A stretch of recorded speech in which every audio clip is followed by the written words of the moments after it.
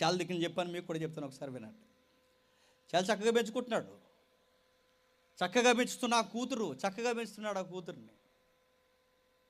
జరిగినట్టుగా ఉండే స్టోరీ, సమాజంలో జరిగిన విషయాన్ని అద్దం పెట్టే స్టోరీ ఇది. అల్లారం కొట్టారు, తీయలేదు. గడగొట్టారు, తీయలేదు.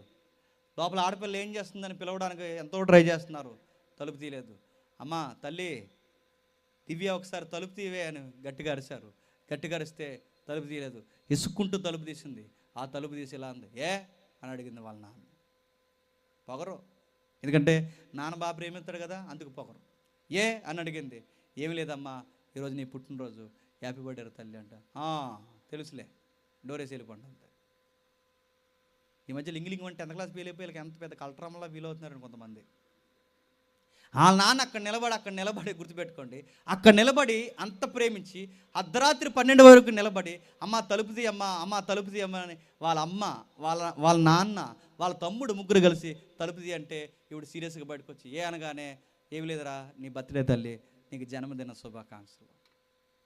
సరే అమ్మ పడుకో, చాలా చదువుకున్నా అలసిపోయే తల్లి, పొద్దుటే కాలేజీకి వెళ్ళాలి, పడుకో అని. అమ్మాయికి తల్లిదండ్రులు కదండి, కూతురు నమ్ముతారు. లోపలికి వెళ్ళిపోయి పడుకో అమ్మంటే లోపలికి పోయింది. పడుకుని ఏం చేస్తుంది, ముసుకార దుప్పటి కప్పి ఇంకొకటితో స్టార్టింగ్ చేస్తుంది. అవతల నుంచి టింగ్ మరి ఒకటి మెసేజ్ పెట్టాడు, హ్యాపీ బర్త్డే డియర్ అని. వెంటనే ఎక్కడ లేని నవ్వు. అమ్మ నాన్న చెప్పిన పుట్టినరోజు శుభాకాంక్షలు నవ్వు రాలేదు. తమ్ముడు చెప్పిన పుట్టినరోజు శుభాకాంక్షలకు నవ్వు రాలేదు.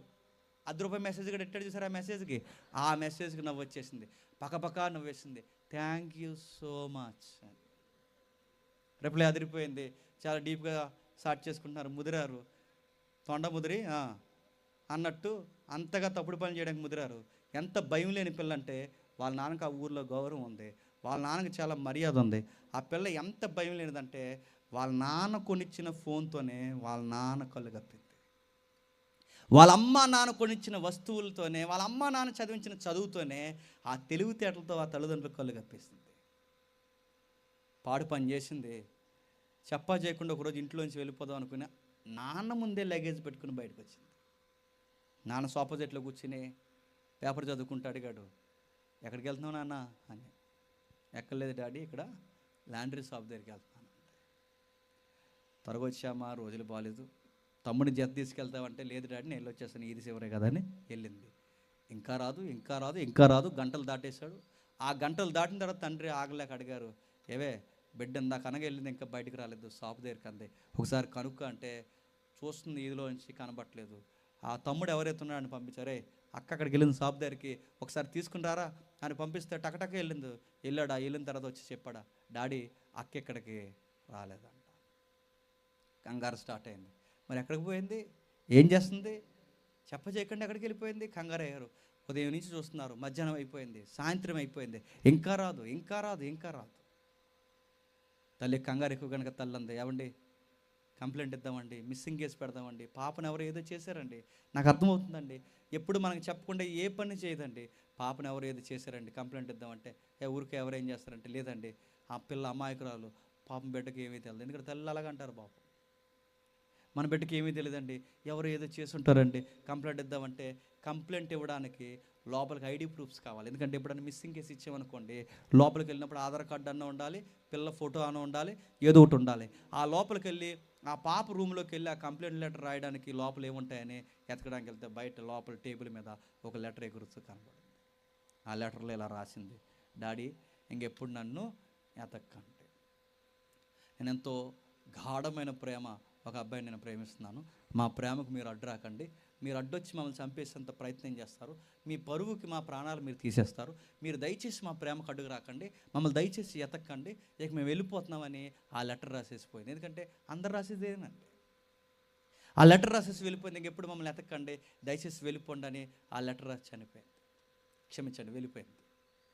ఎప్పుడైతే బయటకు పోయిందో వాళ్ళ నాన్నకు అర్థమైంది. సరిగ్గా 3వ రోజుకి బాగానండి ఆటో దిగి వస్తుంది. మరి ఇంట్లోంచి వెళ్ళిపోయింది, 3వ రోజుకి ఎందుకు వచ్చేసింది, ఈ మాట నేను కావాలని అంటున్నాను, ఏమనుకోకండి.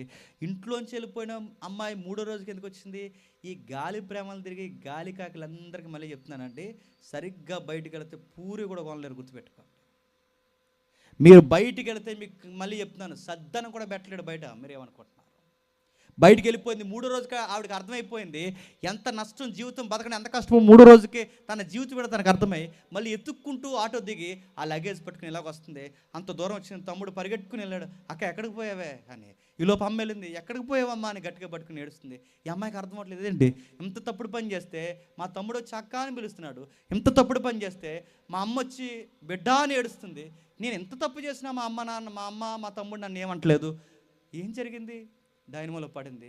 ఒక విషయం అర్థమైంది, అంటే నేను రాసిన లెటరు మా అమ్మ మా తమ్ముడు చదవలేదు. వెంటనే డౌట్ వచ్చింది, ఖచ్చితంగా ఈ లెటర్ ఎవరు చదువుంటారంటే మా నాన్న చదువుంటాడు. మమ్మీ డాడీ ఏడని అడిగితే వాళ్ళ మమ్మీ ఎలా అంది, ఆ ఎదవ కోసం ఎత్తకంది. అదేంటి?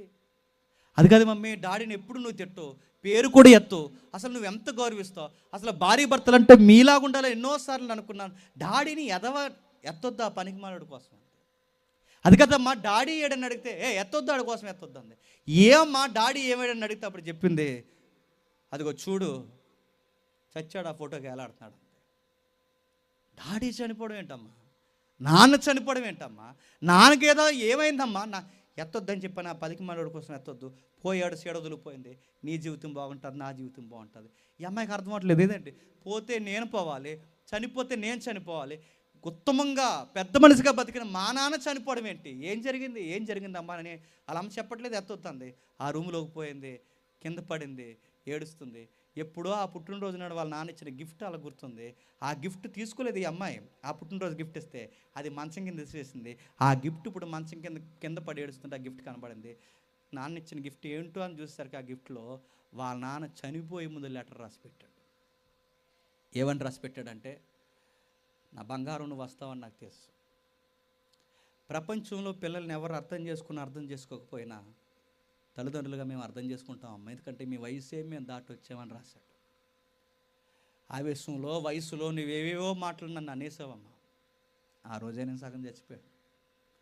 నీ ప్రేమను నేను అర్థం చేసుకోలేనని, నీ ప్రేమను నేను గౌరవించనని, నిన్నేదో నేను అడ్డం చేశానని, నిన్నే నేను చంపేస్తానన్నావు చూసా, నిన్ను చంపడానికి నేను కనలేదమ్మా, నిన్ను చంపేస్తానన్న మాట అన్నప్పుడే నేను చచ్చిపోయానమ్మా అని రాశాడు. అమ్మ నీకు విషయం చెప్పాలి, నీ ప్రాణాలు తీసేసే తండ్రిగా నన్ను లెక్కగట్టు. ఒక మాటలో చెప్పాలంటే నన్ను ఒక కిరాయివాడుగా, నన్ను ఒక అంతకుడుగా, నన్ను ఒకడు మూర్ఖుడిగా నా తండ్రి ఇలాంటోడు అన్నట్టు ఒక లెటర్ రాస్తావు.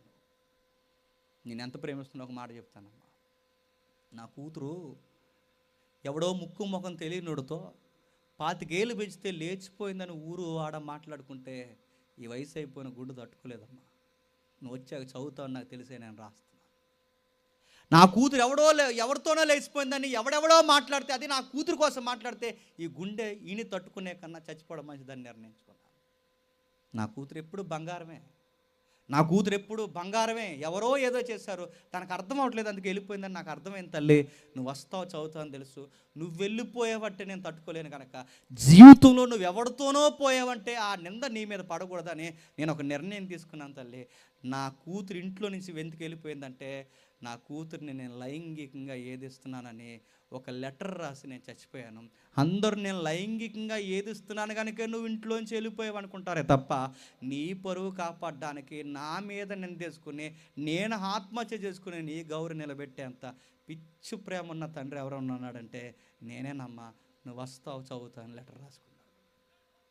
ఏమర్థమవుతుందంటే చదువుతుంటే, కూతురు చేసిన పనికి మాలిన పని తన గౌరవాన్ని నిలబెట్టాలని, తన కూతురు నిందని ఊరువాడ మాట్లాడుకోకూడదని, తన కూతురు మనిషిదే నేనే చెడ్డోడిని, నా వల్లే నా కూతురు ఇంట్లో నుంచి పోయిందని ఆ నింద తన మీదేసుకుని, తన నిందను తన మీదేసుకుని, లేని తన వ్యక్తిత్వాన్ని దిగజార్చుకొని ఆత్మహత్య చేసుకుని చనిపోతుంది తన కూతురుని అన్నాడు. నీ ప్రాణాలు తీసే ప్రేమ కాదమ్మా, నీ ప్రాణాలు నిలబెట్టే ఉత్తమ ప్రేమే ఈ తల్లిదండ్రుల ప్రేమని అర్థం చేసుకో అమ్మా అని రాశాడు. ఇప్పుడు చెప్పండి, 3 రోజుల్లో పంపించేసిన గాలెదో ప్రేమ ఖచ్చితమైనదా? 3 రోజులు 4 రోజుల్లో ముఖం మొత్తి ఇడిపోయే ఈ ప్రేమలు గొప్పవా? 30 సంవత్సరాలు వచ్చినా తప్పులు చేసిన గుండెల్లో పెట్టుకుని మనల్ని పెంచుతున్న ఈ తల్లిదండ్రుల ప్రేమ గొప్పదా చెప్పండి? ఎవరి ప్రేమ గొప్పది? ఉదయం పెట్టి సాయంత్రం పెట్టి అవసరాలు ఇచ్చి, చదువులకి డబ్బులు ఇచ్చి, బట్టలు కొని ఇలాంటి పండుగలు వస్తే మనకన్నా ముందే బిడ్డలకి బట్టలు అవసరం ఉంటాయని ఇన్ని ఆలోచించే ఈల ప్రేమ గొప్పదా? మన డబ్బులు తినేసి మనకు కూడా తిరిగి మనల్ని ప్రేమిస్తామని మనకి గాలి కబుర్లు చెప్పి మనకి చీకటి కమ్మేసేలా మన జీవితాన్ని నాశనం చేసే ఈ లోక ప్రేమలు గొప్పవా చెప్పండి.